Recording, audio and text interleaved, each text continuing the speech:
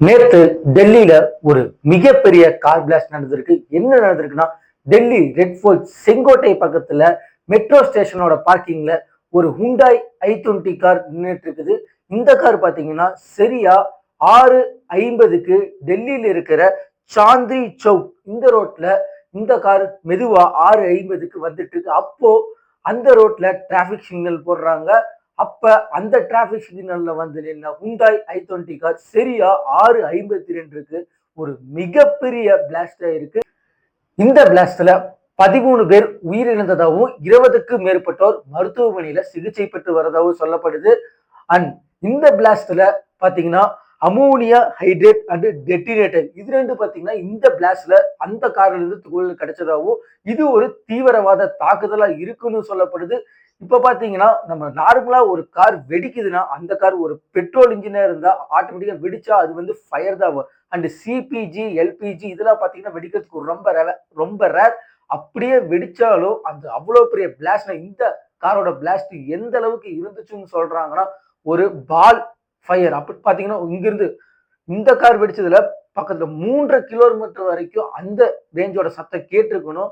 அந்த தூரத்துல இருந்து வீடியோ எடுத்தவங்களாம் ஒரு பால் ஃபயர் மாதிரி மேல புகையா போயிருக்குன்னு சொல்றாங்க.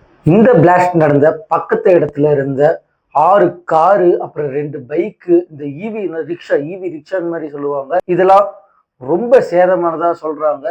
இந்த இஷ்யூ நடக்கிறதுக்கு சரியா 8 மணி நேரத்துக்கு முன்னாடி தான் ஹரியானா ஃபரிதாபாத்ல 8 பேர்த்த அரெஸ்ட் பண்ணியிருக்காங்க. இந்த 8 பேர்த்துல 3 பேர் டாக்டர்னு சொல்றாங்க. இவங்க பாத்தீங்கன்னா 2 ரூம்ஸ் ரெண்ட்ல எடுத்து இவங்க கிட்ட பாத்தீங்கன்னா 2900 கிலோ இந்த வெடிபொருளை உருவாக்குறதுக்கான பொருளும் ரொம்ப அட்வான்ஸான AK-47 இவங்க கிட்ட இருந்திருக்குது.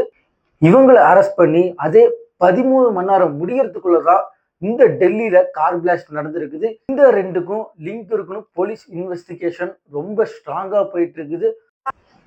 இந்த கார் ஃபர்ஸ்ட் எங்கிருந்து வந்துச்சுன்னு விசாரணை பண்ண போலீஸ் டெல்லியில பாத்தீங்கன்னா செங்கோட்டை மெட்ரோ ஸ்டேஷன்ல ஒரு 3 மணி நேரம் நின்னதாகவும் இது ஆய்வு செஞ்ச போலீஸ் ஒரு 100 சிசிடிவி ஃபுட்டேஜ பார்த்ததுக்கு அப்புறம் இந்த கார் ஒரு டோல்கேட்ல ஒருத்தங்க மாஸ்க் போட்டு ஓட்டிட்டு இருந்ததும் அதை அனலைஸ் பண்ண போலீஸ் இந்த காரை டாக்டர் உமர் தான் ஓட்டிட்டு இருந்ததா சொல்லியிருக்காங்க.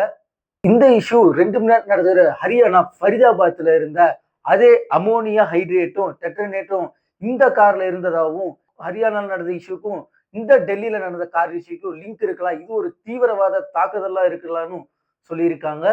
இந்த இஷ்யூல பாத்தீங்கன்னா ஒரு லேடி டாக்டரையும் அரெஸ்ட் பண்ணியிருக்காங்க. இவங்க பாத்தீங்கன்னா ஒரு தீவிரவாத தாக்குதல் உமன் செட்டாவும் இருக்கிறாங்கன்னு சொல்லியிருக்காங்க.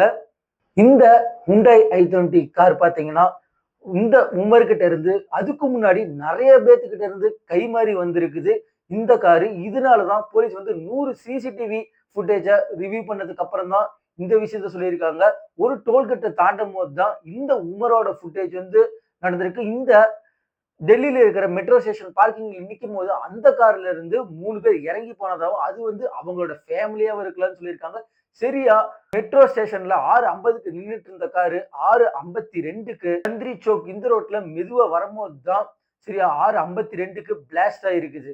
இந்த பிளாஸ்டுக்கு அப்புறம் அங்க இருந்தவங்க 6:55க்கு போலீஸ்க்கு போன் பண்ணதுல அங்க வந்த NIA NSG police fire service எல்லாருமே அங்க இருந்த மக்களை ரெஸ்கியூ பண்ணி இந்த பிளாஸ்ட் நடந்ததுல கிட்டத்தட்ட மேல ஒரு 300 மீட்டர் அளவுக்கு இந்த கார்களோட துகள் தெரிச்சு அங்க பக்கத்துல இருந்த எல்லாத்து மேலேயும் அந்த துகள்கள் போய் கிழிச்சதாகவும் சொல்றாங்க.